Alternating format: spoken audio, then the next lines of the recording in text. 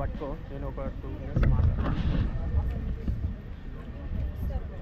Hello champions, welcome back to new blog.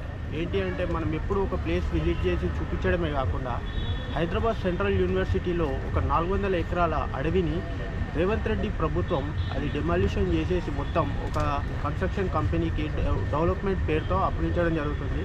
అయితే ఆ places visit చేసి ఏం జరుగుతుంది అనేది తెలుసుకోవడానికి వచ్చాను. ఇక్కడ హైదరాబాద్ యూనివర్సిటీ పబ్లిక్ మొత్తం ధర్నా చేయడం జరుగుతుంది ఇక్కడ. అంతేకాకుండా చాలామంది పోలీసులు ఇక్కడ చూసినట్టయితే చాలామంది పోలీసులు ఉన్నారు.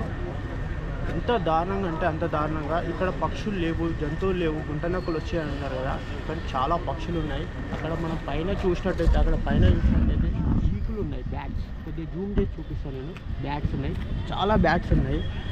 అంతేకాకుండా జింకలు, నాలుగు జింకలేమో చచ్చిపోయారని యూనివర్సిటీ విద్యార్థులు చెప్పడం జరిగింది.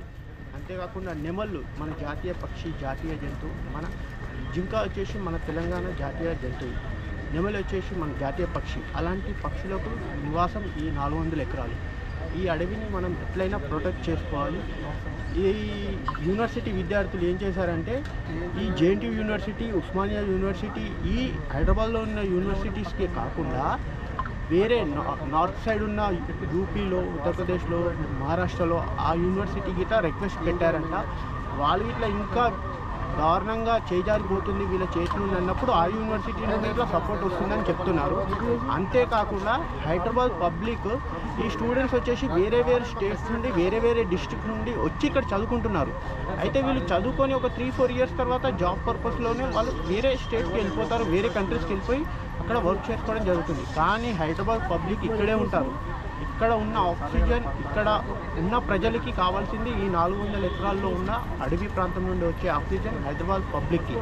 అయితే ఈ హైదరాబాద్ పబ్లిక్, హైదరాబాద్లో చదువుకుంటున్న విద్యార్థులు ఎవరైతే ఉన్నారో వీళ్ళు కంపల్సరీగా రియాక్ట్ అవ్వాలని ఈ యూనివర్సిటీ పబ్లిక్ అయితే కోరుతున్నారు.